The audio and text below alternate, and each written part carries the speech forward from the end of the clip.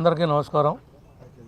ఈరోజు కొంతమంది ఉనికిని కోల్పోయి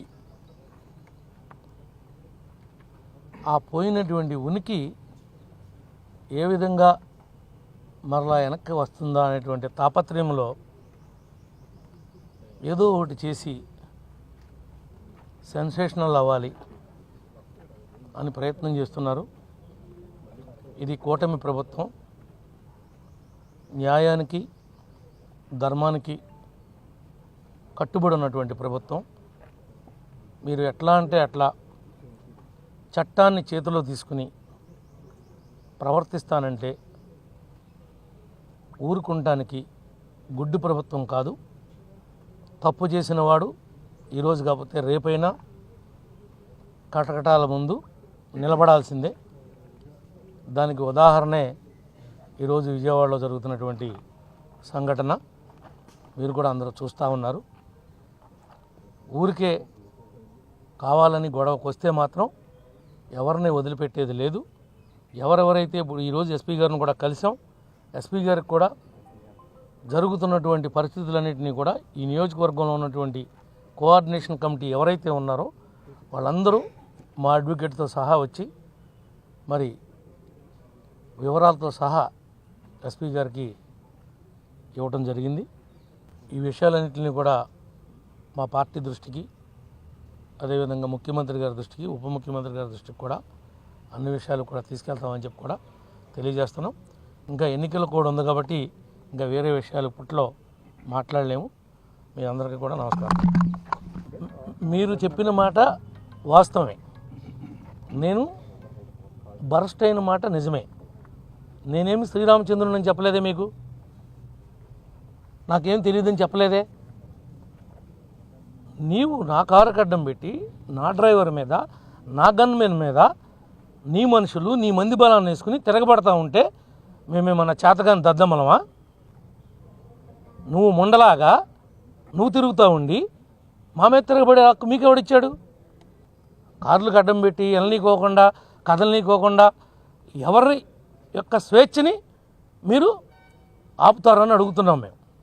వీళ్ళు ప్రజల సొమ్ముతో బతికేవాళ్ళు, ప్రజల సొమ్ము కాజేసేవాళ్ళు, దోపిడీదారులు. వీళ్ళు తిరగటానికే హక్కు లేనటువంటి వాళ్ళు ఈ నియోజకవర్గంలో. వీళ్ళ ఇంటి ముందు రోజు వంట వార్పు జరుగుతుంది. కొన్ని కోట్ల రూపాయల డబ్బు లూటీ చేశారు. వాటికి సమాధానం చెప్పబడద్దని ఏదో బొంకుతుంటే సరిపోతుందా? నేను తిట్టాను అంటే తిట్టకేం చేస్తారు? నీ కారు అడ్డం పెడతాను, నీ మోటార్ సైకిల్ అడ్డం పెడతాను, నేను కథలని పడతాను. నువ్వు ఊరుకుంటావా మిత్రమా? నువ్వు ఊరుకుంటావా అని అడుగుతున్నా. నీకు ఆవేశం రాదా? నేను తిట్టలేదని మీతో చెప్పానా? తిడతామే కాదు, ఎక్కడ దాకా వెళ్ళాలో అక్కడ దాకా వెళతాం. ఎవడు పద్ధతి కోల్పోయినా మంచితనంగా ఉన్నంతసేపు మంచితనంగా ఉంటాం, ఫ్రెండ్లీగా ఉంటే ఫ్రెండ్లీగా ఉంటాం.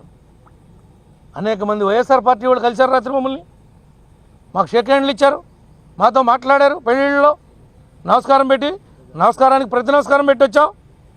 నీకు సంస్కారం లేదు కాబట్టి నువ్వు సంస్కారహీనుల్లాగా ప్రవర్తిస్తున్నావు. కబడ్దార్ ఏమనుకుంటున్నావు? కబడ్దార్. మంచిగా ఉన్నంతసేపు ఎవరి జోలికి చీమకి కూడా ఈ నియోజకవర్గంలో హాని జరగటానికి వీల్లేదు.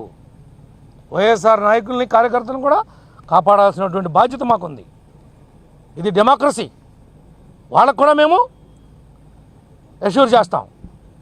అంతే తప్ప తప్పు నడిచినా నడిపించినా మెసిలేదు లేదు, కదిలేదు లేదు. అది మాత్రం ప్రతి ఒక్కళ్ళు గుర్తుపెట్టుకోమని చెప్పి ఈ సందర్భంగా మీ ద్వారా మా మీడియా మిత్రుల ద్వారా తెలియజేస్తా ఉన్నాను. వాళ్ళ దుర్భాషలు ఆడాను కదా, ఎందుకు ఆడాల్సి వచ్చింది? నేను దుర్భాషలు ఆడా అవసరం ఎందుకు వచ్చిందని ఆలోచించరే? మీరు దానికి సరిపోయే మనుషులే. జేబు దొంగలు మెరుగు మీకన్నా. ఆయన బాబు, ఆయన కార్యకర్తలు వాళ్ళు చేసినటువంటి లూటీలు 1, 2 కాదు. గ్రామాల్లో రోడ్లు పోస్తుంటే గవర్నమెంట్ మారిపోతే ఆ పైపులు అమ్ముకున్నటువంటి హీనస్థితి.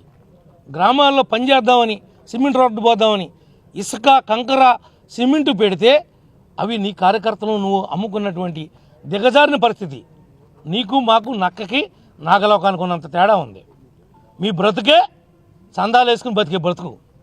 గుళ్ళు మీద, హుండీల మీద డబ్బులు తీసుకుని ట్రస్ట్ అని చెప్పి ఒక్క పేదవాడికి కూడా 10 పైసలు సాయం చేయకోకుండా ఆ సాయిబాబా బొమ్మ పెట్టుకుని ఆ డబ్బులు తింటూ బతికేటువంటి కుటుంబం మీ కుటుంబం. మీరా ఏదో కర్మగాలి ఆ గాలిదోలి నువ్వు ఎమ్మెల్యే అయ్యావు తప్ప ఆ జగన్ గారి పుణ్యం అంట నువ్వు ఎమ్మెల్యే అయ్యావు ఈ నియోజకవర్గానికి. నీది నీ ఫ్యామిలీది ఒక బతుక. కనీసం కుక్కకు కూడా అన్నం అయినటువంటి బతుకు మీది. నీ ఇంటికాడ కాపలా కాసే కుక్కకు కూడా అన్నం పెట్టలేనండి బతుకు నీది. మీరు మా గురించి మాట్లాడతారా? కోట్లాది రూపాయల డబ్బు కాజేసి ఇవాళ ఏదో మామూలుగా శ్రీరంగ నీతులు చెప్తున్నావేంటి? శ్రీరంగ నీతులు నీ దగ్గర నిజాయితీ ఉంటే, నువ్వు తప్పు చేయకపోతే నువ్వు ఎందుకు పామాయిల్ కొయ్యలేకపోతున్నావు? ఎందుకు కొయ్యలేకపోతున్నావు?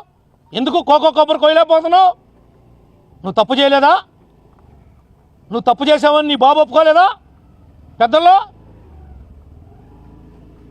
కూరగాయల బేరాలు ఆడుతున్నావు. కూరగాయల బేరాలు ఎవరితో ఆడతారు? కూరగాయ బేరాలు ఎవరి దగ్గర డబ్బు కొట్టేశారో వాళ్ళ డబ్బులు కట్టండి.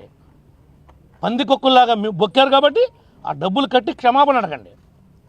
నీకు ప్రజాస్వామ్యంలో తప్పు చేసినా మళ్ళీ ఆ తప్పును సరిదిద్దుకునేటువంటి రైటు మన ఇండియన్ డెమోక్రసీ సిస్టంలో ఉంది. అపాలజీ చెప్పు, క్షమాపణ చెప్పు, మళ్ళీ అప్పీల్ చేయి పబ్లిక్ వచ్చి. నీ దగ్గర దమ్ముంటే ప్రజాక్షేత్రంలో కొట్లాడి గెలువు. నేను ఎవడు కాదండవు. గాలికి కొట్టుకొచ్చి గెలిచావు ఒకసారి, కానీ నీ ఇష్టానుసారంగా ఏది పడితే అది కారడ్డం పెట్టకుండా పెట్టాలని అబద్ధం చెప్పేయండి. హీనమైన బతుకు కాదు మాది. చూపిస్తా ఇప్పుడు మీకు. బహిరంగ క్షమాపణ చెప్తాడా? ఆ విజువల్స్ మీకు ఇస్తా. ఇప్పుడు ఈ పక్కన అదేయండి, ఈ పక్కన ఇదేయండి. అది కాదో అవునో చూసుకోండి. డేట్ టైంతో సహా కంప్లీట్ వీడియో ఉంది. అది నా కారులో కెమెరా ఉంది కాబట్టి రికార్డ్ చేసింది. నా కారులోనే కెమెరా ఉంది, అది రికార్డ్ చేసిందే తప్ప నేను పెట్టింది కాదు. అది నేను ఇంటికి వెళ్ళిన తర్వాత చూసా రాత్ర. ఆ కెమెరా ఉన్న విషయం నాకు తెలియదు, డ్రైవర్ చెప్పాడు. మన కెమెరాలో మొత్తం అంతా ఉందండి. ఆ దొంగ టీవీ కూడా ఇవి కావాలండి.